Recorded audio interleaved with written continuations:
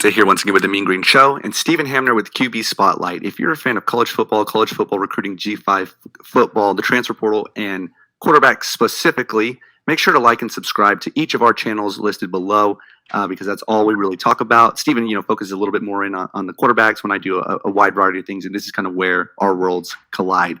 Today we're going to talk about SMU, and we're going to do a quarterback temperature room check on them. So, Stephen, what are your initial thoughts of SMU's quarterback room? Man, talk about a program, and you can relate to this because you've been spoiled at the quarterback position until this year, right? Yeah. Being a UNT fan, absolutely. Yeah.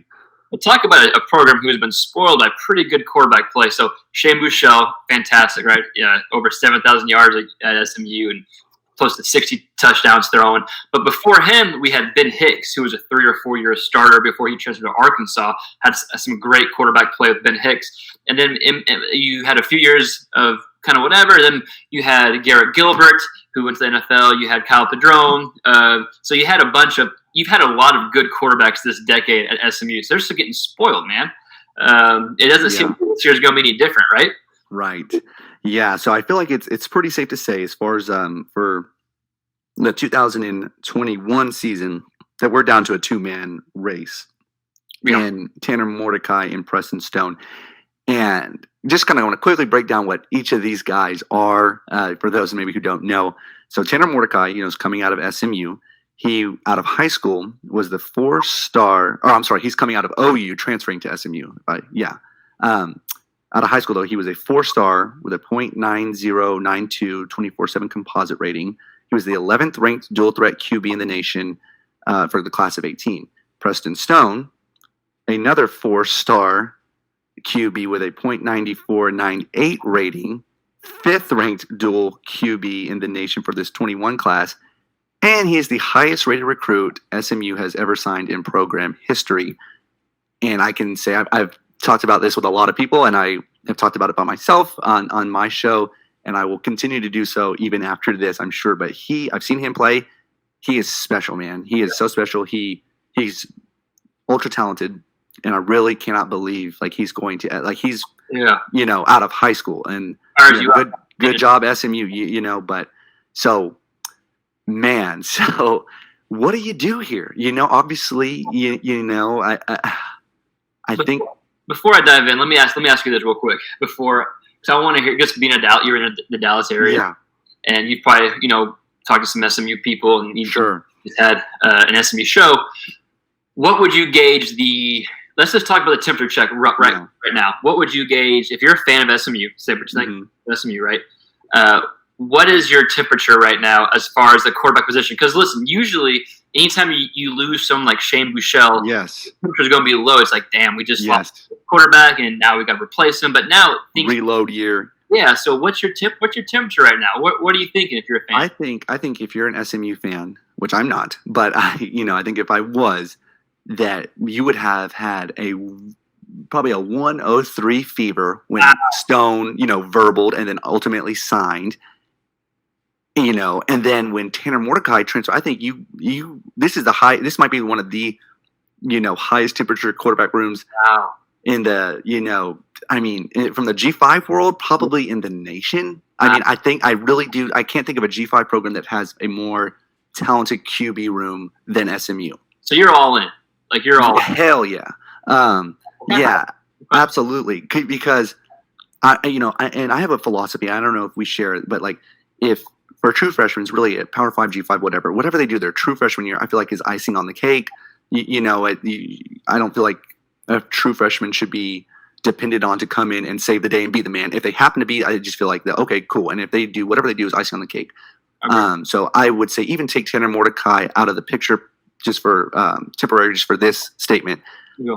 I wouldn't say, okay, Stone's going to come in, start game one, and be the guy, just because that's a tall order. I know we see it done sometimes, but that's a pretty rare and hard thing to do, especially at the quarterback position.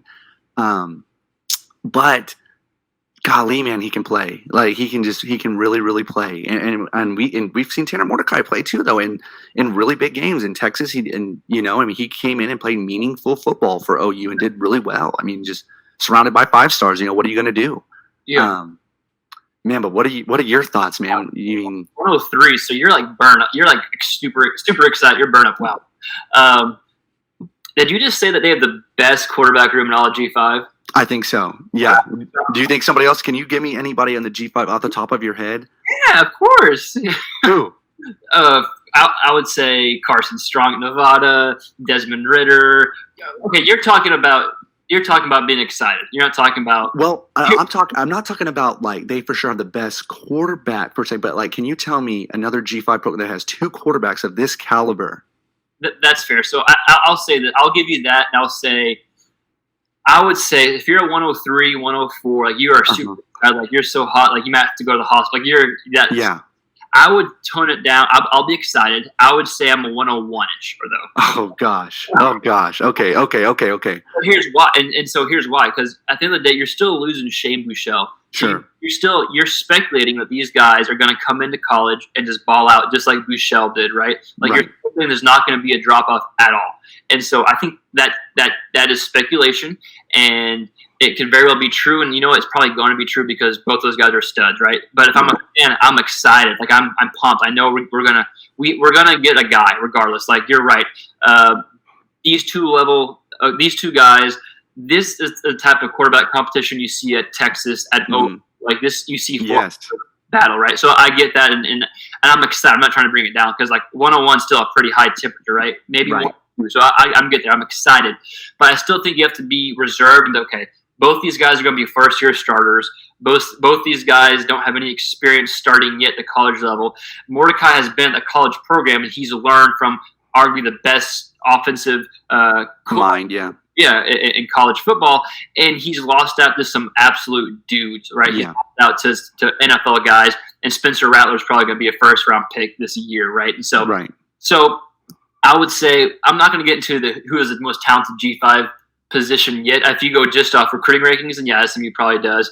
That's a different topic we'll get in. But I would say I'm a 101, maybe 102. I'm excited, but there's still some speculation going on. But you still should be excited because both those dudes can play. Preston Stone is a dude, especially playing in. We're both Texas guys. When you do what he did at the Texas high school level, that's right. And so that's a big deal. So SMU fans should be super excited.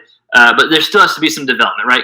Leave room for development to happen. Yeah, definitely. Okay, so let's go with one. Let me ask you this, man. And I feel like. You have other transfers come in. Who takes the first snaps in spring? I think it's the guy. Even if that guy's probably going to lose, you give the first snaps to the guy who's been there longer. When you think, I'm kind of asking, when Jalen Hurts came in and Tanner Mordecai was there, I would think they probably gave Tanner Mordecai the first snap, in spring. Maybe. Oh, yeah, that's a good question. Yeah. But who do you give it to here? Preston Stone has been in since his junior year verbally, signed, sealed, delivered, highest rated. You know what I mean? Right. And because I feel like whoever you're giving it to, the first snap, or do you give it to Mordecai because he's older, but he hasn't? Who do you give the first snap to? Will you answer that for me? And then B, do you think we're in a legit battle here, or are we in something where it's like, okay, Mordecai's probably going to be the guy, but you are going to get a lot of reps this spring to Stone. What do you think we're in with those two questions? I'll do the second question first because I would think it's a legit battle. Like I think it's legit. Anytime you're losing your starting quarterback, like a Shane Buechele of that quality, the next year is going to be most likely a quarterback battle.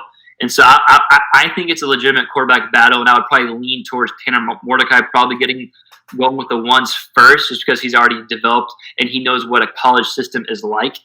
Even though Preston Stone is probably extremely mature, he's going to be able to pick it up like that. Mordecai has still at least been there. So I would say he's probably I don't even know who the favorite. I would say Mordecai is probably the favorite to start, but I don't want to go on record saying that. Yeah, I think he is. Yeah. Okay. So I would probably lean. He's probably the favorite, but Stone's like. Stone Norton's probably, the old FIU quarterback. Preston Stone is probably, I'm going to have to come in and just ball. But both those mindset, like if you're a 4-star quarterback, you're like, hey, just give me the rock, let me spin it. So it's going to be a fun competition. Maybe the most exciting competition in all of Group of 5 in Power 5 for the quarterback position. Okay, so I had CJ Olson. He runs the fifth quarter account for SMU, and go check him out if you haven't already. SMU fans, he does a great job. Very good with the statistics and whatnot. So we were talking, and obviously he's a fan, so I can't get him to open up as much as I would like to, and I get why, totally. But look, you and I can talk a little bit more objectively, I guess, when it comes to SMU. And okay, so Tanner Mordecai, with my understanding, with all COVID, everything, he has 3 years to play. Okay, I'm pretty sure he has 21, 22, 23 if he wants to. Stone obviously has 4 years to play, and his red shirt that he played 4 years, whatever. So you got a 3 and 4 guy. Mm-hmm. Hypothetically, Mordecai starts next year. Do you think?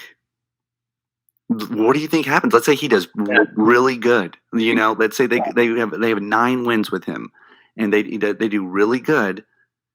I can't see him transferring out. Like that was one thing. So you say maybe he'll transfer to a Power 5. I don't see him transferring to a Power 5 from SMU. Why?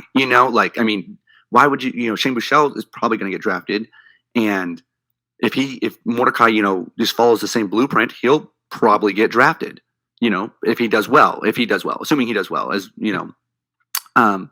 so I could not imagine Mordecai doing well next year. And then let me go try my hand again at a Power 5. So do you think if he does well next year, he'll stay? Yes. I would say okay. Yeah. What happens to Stone if he stays? That's a good question. So I think it's fair to assume in today's day and age that, quarterback's going to play and they want to play now. That's understandable. And, hey, this guy's got a few years left. He's ahead of me and he's balled out. Maybe I should go try something else. So that could happen, but it could also be if Stone is the backup this year, he could technically redshirt, right? Yeah, play 4 games. If we get the play time, yeah. And so then next year he becomes the year after next he becomes the backup again as a redshirt freshman. So then he's right. So I don't know. That's a good question. I would think. I don't want to spec. I don't know. But it's all speculation, sure. Speculation, but I would think it would probably be considered at least, right? If I transferred after my freshman year to a different school, so excited wasn't planned, but I would say it would go through your head, right? You'd have to at least. And how much is Sonny Dykes going to keep that in his files, if you will, when he's making decisions like, man, do I really want to lose the highest rated recruit of all time because I refuse to play him? Does he really want to debatably do what Georgia did with Justin Fields? Yeah. You know what I mean? Like, they let him go. I know it's hard. If you have an established quarterback who took you to the national championship as a freshman in Jake Fromm, is it really an open battle? I don't think so. I don't think he's wrong for doing that. But you kind of live, you learn, right? Like, what if Stone is just, what do you do? I think like that example, I think is hindsight 2020, right? Right. With the Georgia example, but I think if you're a head coach and Mordecai's balling out, you want to keep that kid, but you're like, at the end of the day, who cares if you're the highest rated recruit? Like, this guy can wins. In numbers, like he's the guy. And I want you to stay and be the backup because anything could happen, and you could potentially be the guy. But it's definitely I think in every head coach's head. Okay, we have 2 talented quarterbacks, only one can play. How can we keep the other one here? Yeah, it's the new age you're in. It's like you still have to almost recruit your players that are on your team still, right? Mm-hmm. So it's kind of okay. So let me ask you this. I think we're pretty much touched on everything. Do you think? Okay. Okay. I think we have to. So, kind of a parting question for you. So, Stone, don't know. I don't know this for facts, but I've seen a few of his interviews. Seems like a very sharp young man. Right. I know he's there already, so he graduated early. Where I'm going with all of this, I wouldn't be surprised if he went to college with some college credits too. One of those. He will probably be able to graduate.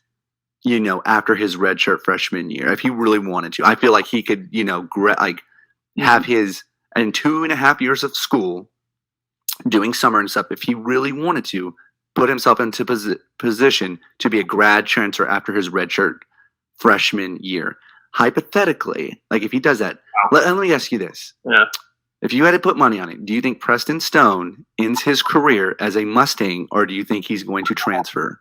Yeah. Money on it right now, right here, right now. What are you hedging your bet on? He finishes it with SMU, or he transfers. Finishes with SMU. I'm just going to roll. Woo! Man, I bet SMU fans love to hear that, man. No idea.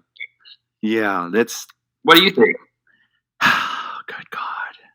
Man.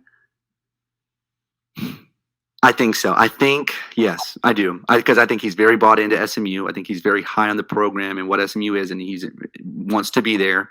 Yeah. And I just feel like even if he has to wait until he's a redshirt sophomore, Yeah. that he would. And I think Sonny Dykes would try to make him happy in the meantime. Like, okay, like, listen, like, just Mordecai's doing his thing right now. I can't pull him in good faith. Like, he's not doing anything to warrant me pulling him. He's winning his games, hypothetically, if he is, which I think they're poised to do that with Mordecai at the trigger.